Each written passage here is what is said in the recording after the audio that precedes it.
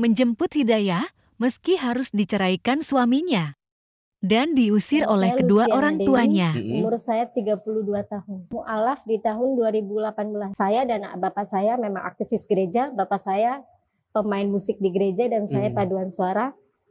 Saya singer di gereja, di salah satu gereja di Surabaya, gereja Protestan, GPIB Peniel. Di sana, saya awalnya masuk Islam itu tepat di waktu itu awalnya di bulan puasa. Di bulan Mei, itu di bulan puasa saya tengah sakit, jadi saya tiba-tiba sakit itu nggak sembuh-sembuh. Oh, lambung. Lambung karena kata dokter lambungnya memang sudah akut, sudah banyak sariawan, jadi kambuh begitu lagi harus suntik tiap hari, suntik lambung ranitidin obatnya. Nah habis itu pas di bulan puasa saya tiba-tiba dengar suara tadarus. Kok kayaknya adem, saya diusir, nah saya nggak pakai kerudung waktu itu, diusir saya sama bapak-bapak di situ, pergi Bu. Akhirnya saya pulang lagi, saya cari lagi masjid lagi. Waktu itu saya sama tukang ojek, dianterin sama tukang ojek, Mbak mau kemana? Nggak tahu saya juga mau kemana, yang penting kasih saya tempat yang tenang Pak. Dianterinlah ke Masjid Sunan Ampel sama dia. Nah di situ karena saya nggak pakai kerudung, ketemu lagi sama ibu-ibu. Nah, Mbak mau kemana Mbak? Saya mau ke dalam Bu, mau nyari tahu di dalam ada apaan, kok banyak banget itu yang datang. Oh di dalam ada ziarah, ada makam Sunan Ampel. Emang Mbaknya dari mana? Saya mau orang sini, kok orang sini nggak tahu kata dia. Jadi ini pakai kerudung dulu kalau mau masuk. Kebetulan ibu bawa kerudung, ibu mah dari Jawa Tengah, ke sini ziarah kata dia. Oh iya Bu. Saya ambil kerudungnya, saya pakai, saya masuk. Pakainya asal. Nah asal pakai kerudung. Baru pertama kali itu ya. Saya masuk ke dalam. Langsung tuh ada masjid kecil di situ kayak musola. Saya masuk. Pak, saya mau masuk Islam dong. Kata bapak-bapak gini. Belajar dulu. Jangan buru-buru, belajar dulu. Sana cari masjid. Nih Bapak kasih masjid 5. Dicatetin tuh 5 tempat masjid. Buat belajar Islam mu'alaf waktu itu. Juga belum ada keinginan buat mu'alaf, belum. Hanya penasaran. Saya juga belum datang langsung ke sana nih. Anak saya ngadu nih ke bapak saya. Bapak, itu tuh mama pergi ke masjid mulu tuh. Udah tahu Kristen pakai ke masjid mulu. Saya dipanggil sama orang tua. Memang rumahnya memang gak jauh. Dari rumah saya dipanggil lah. Kamu ke masjid ngapain? Mau belajar Islam. Mau ngapain? Langsung saya dikurung sama bapak saya di kamar. Dikasih Alkitab, suruh belajar di situ. Kamu belajar lagi Alkitab. Suami saya datang. Kok saya nggak pulang-pulang sampai malam? Suami saya datang. Kamu tahu suami saya? Nggak tahu. Kalau saya belajar Islam tuh nggak tahu. Pak, Lucy ada. Lucy nggak boleh pulang dulu. Biar dia meresapi dulu kesalahan dia di mana, kata bapak saya. Suami saya pulang lagi, saya tetap dikurung. Saya menemukan satu ayat tuh di Alkitab. Saya tulis karena di sini saya baca saya takut salah karena memang kalau Alkitab Al-Quran banyak dihafal, tapi kalau Alkitab susah buat dihafal. Injil Matius pasal 7 ayatnya yang ke-21.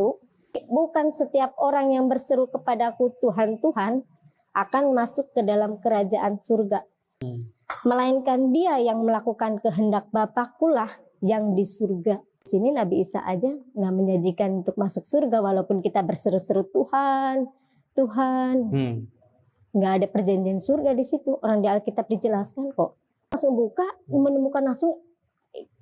Nah, terus saya buka lagi keesokan harinya karena memang dikurung itu cukup lama. Saya nggak bisa kemana-mana, udah di kamar aja. Itu saya menemukan lagi di Markus 12. Itu saya menemukan lagi di Markus 12. Markus pasal yang ke-12 ayat yang ke-29 berbunyi, hukum yang terutama ialah, dengarlah hai orang Israel, Tuhan Allah kita itu Tuhan yang Esa. Tuhan Allah itu Tuhan yang Esa, itu di syahadat. Tuhan itu cuma satu, Allah doang. Nggak ada yang lagi-lagi. Nah, karena memang orang tua saya dua-duanya Islam, jadi pak ibu saya itu Islam. Islam dari lahir.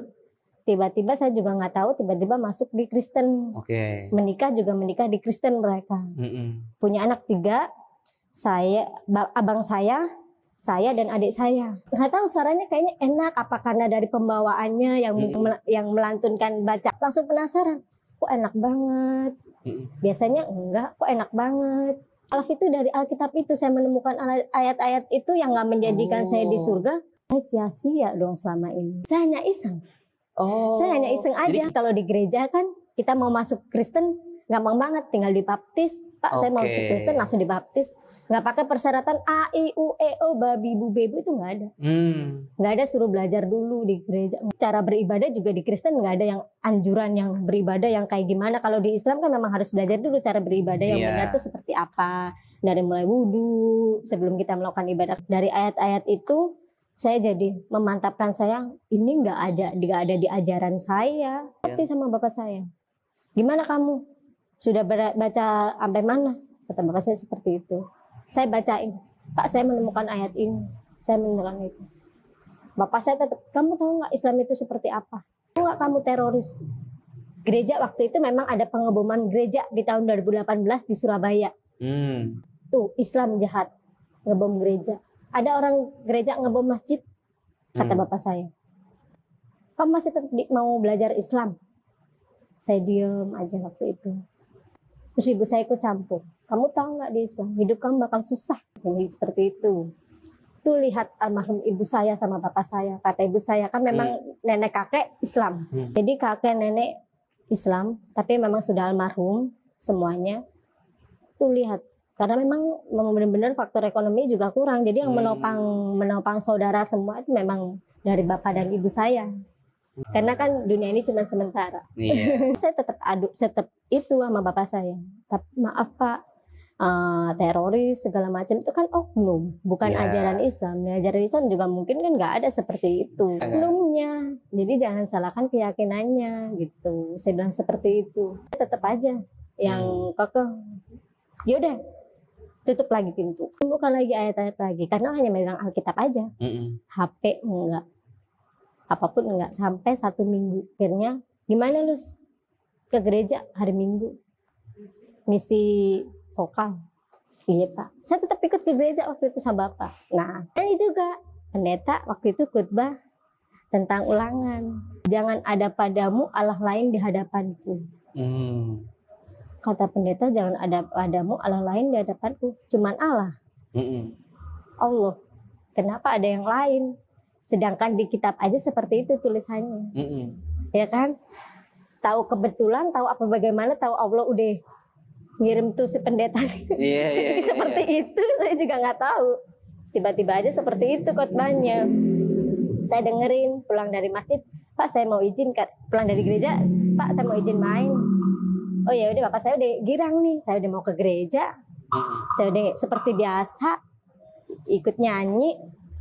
Bahkan dulu rumah saya juga di atas sempat dibuat gereja.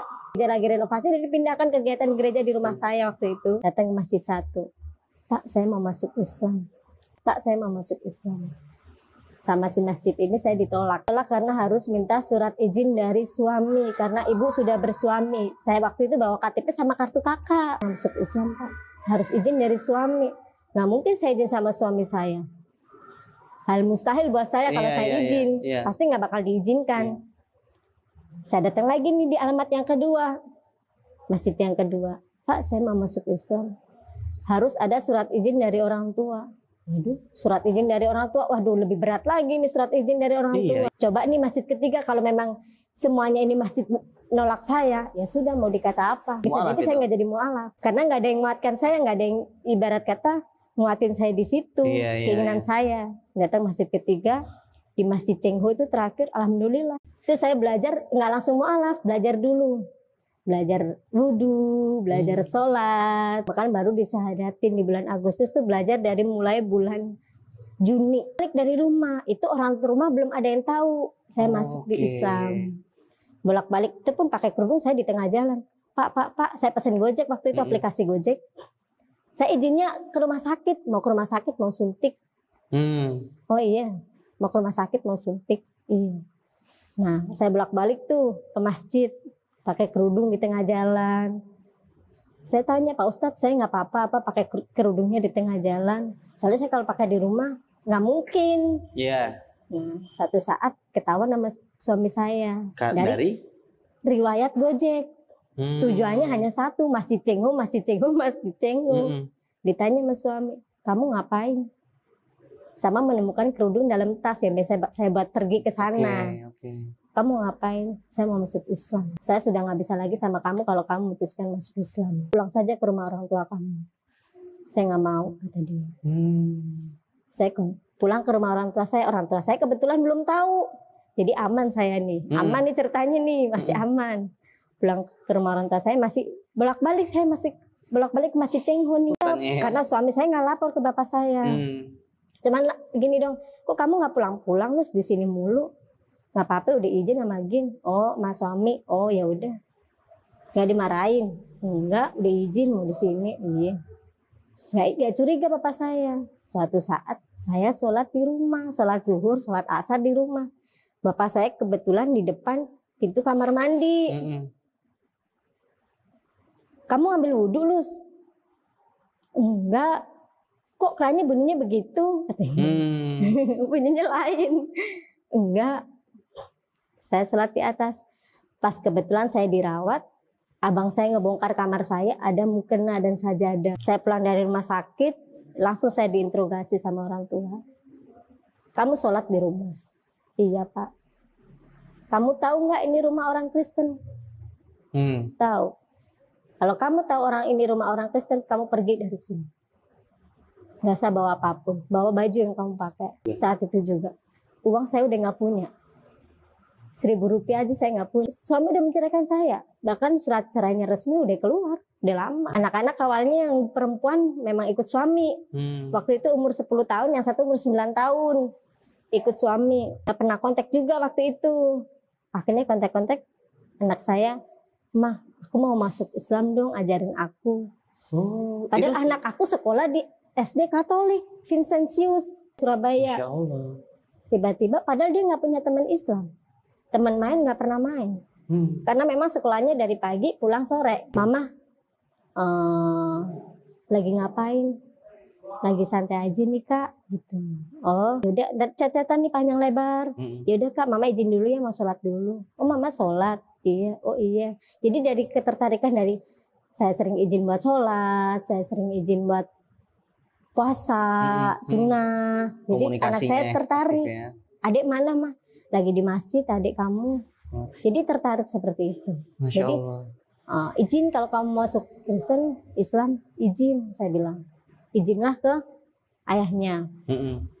Papa aku mau masuk Islam. Soalnya ikut mama kamu kalau memang kamu masuk Islam. Akhirnya ikut saya karena saya memang ilmu saya belum bisa buat mendidik anak-anak saya, belum cukup. Jadi saya taruh di pondok pesantren sekarang. Sebelum cerai itu saya habis diusir, saya bingung ya mau kemana.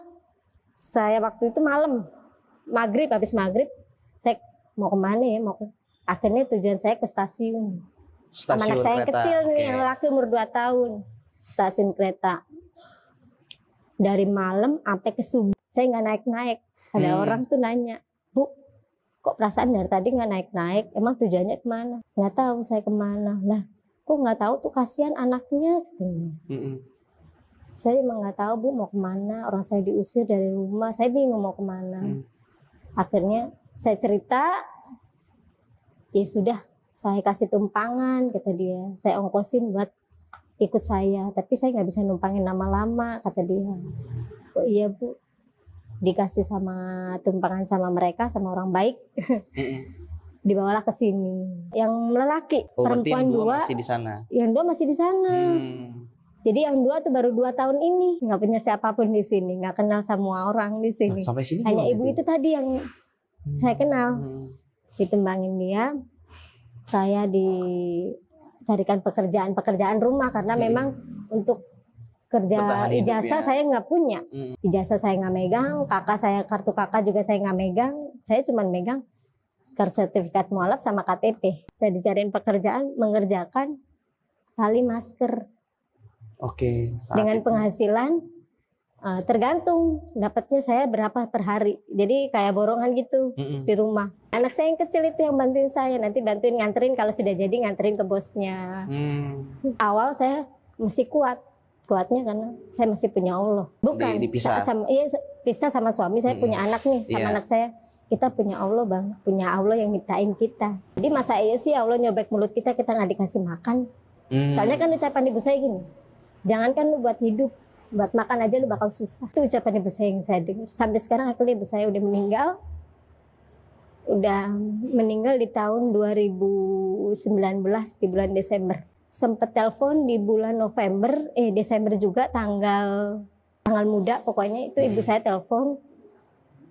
Terus kamu emang nggak niat buat pulang lagi, pindah balik ke Kristen, kata ibu saya.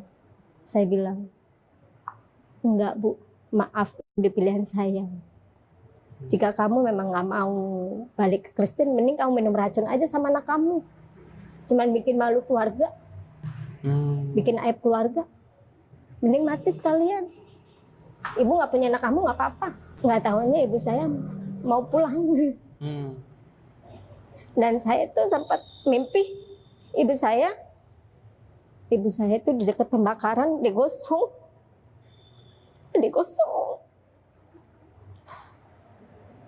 Ya itu jadi iman saya jadi semakin kuat. Itu hukumnya harus ibu saya terima. Mungkin. Jadi buat saya jadi semakin istiqomah lagi. Kita susah makan. Ya Allah bang. Saya bilang sama anak saya. Apa benar kata ibu? Apa ini sumpahnya ibu? Sempat seperti itu. Sampai kita nggak bisa makan. Kata anak saya, sabar bun. Aku sholat dulu di masjid. Aku mau minta sama Allah. Sholat masjid. Pulang. Bawa beras setengah liter, Indomie 1. Bang, kamu dari mana? Alhamdulillah, Pak Haji kasih aku bun uang 10.000, aku beliin beras goceng, kata dia. Aku beliin Indomie buat kita makan. Sampai kadang air minum kita nggak kebeli, ya kita udah bun minum air keran aja nggak apa-apa, nggak mati ini, kata anak saya yang kecil. Karena memang dia sholatnya memang rajin. Alhamdulillah. Zuhur nggak pernah lepas ke masjid. Main kemana-mana pulang ke masjid. Sampai kadang-kadang dia suka parkirin mobil. Bun, nggak punya makanan. Enggak. Udah asar ini bun, belum ada makanan. Belum. Ya sudah bun, aku nyari duit dulu. Janji Allah surga buat saya. Anak saya, ini orang yang melakukan kehendak Allah lah yang nanti akan di surga. Saya nggak apa-apa miskin di dunia, saya nggak punya apa-apa di dunia, nggak apa-apa. Semua nggak lama. Kita sebagai perantau, Allah sudah menyiapkan tempat terindah di sana. Bapaknya sama sekali nggak mau tahu. Mau nanyain anakku mati apa hidup, nggak pernah. Semenjak anaknya ngikut saya Islam semua, nggak pernah. Kalau memang anak saya memang aktif di masjid sini. Cuman nggak tahu kalau kita mau alaf. Lingkungan sekitar juga mungkin nggak tahu kalau saya mau alaf. Waktunya zakat fitrah, alhamdulillah ada rezeki gitu buat saya sama anak saya buat zakat. Tiap tahun tuh saya zakat di sini. Juga saya nggak pernah ngomong kalau saya juga mau alaf, gitu. Nggak pernah ngomong. Kalau yang kecil bahkan sama sekali nggak tahu bapaknya. Sebenarnya kontaknya ada, tapi memang nggak pernah menghubungi. Saya mau ngubungi duluan juga saya nggak mungkin karena dia juga udah punya rumah tangga sendiri kan, nggak enak. Saya memang punya cita-cita. Kalau ditanya di pengajian, Ibnu cita-citanya mau jadi apa? Jadi Pak Ustadz. Ibnu cita-citanya mau jadi apa? Jadi Pak Ustadz. Namanya sebenarnya Carol Lazaru Geonatan. Nama aslinya. Nama aslinya. Karena memang karena kalau Carol namanya terlalu Kristen banget, jadi saya panggilnya Muhammad Ibnu. Jadi kasih makan apa aja mau, nasi pakai kerupuk mau. Alhamdulillah bun, alhamdulillah udah ketemu begini, alhamdulillah. Awal-awal itu saya masih belajar, saya sakit panas tinggi, panas yang cukup tinggi. Saya coba wudhu, alhamdulillah habis selesai sholat demam saya turun. Itulah mungkin ya Allah kuatnya obat dari air wudhu itu sangat luar biasa. Sebatas niat kita ingin beribadah di tengah sakit, Allah kasih kita langsung kesembuhan. Jadi nggak ada alasan kita sakit, kita nggak melakukan kewajiban kita sebagai seorang muslim. Kata aja, udah alhamdulillah kan tabungan kita nanti di sana semua ibadah yang kita jalani sekarang nanti akan ada hitungannya di sana, ada pahalanya. Allah akan menjanjikan hasilnya nanti. Jika kita dikasih ujian yang berat, berarti Allah tahu kemampuan kita ini seberapa. Makanya Allah nggak mungkin ngasih cobaan yang di luar batas kemampuan kita.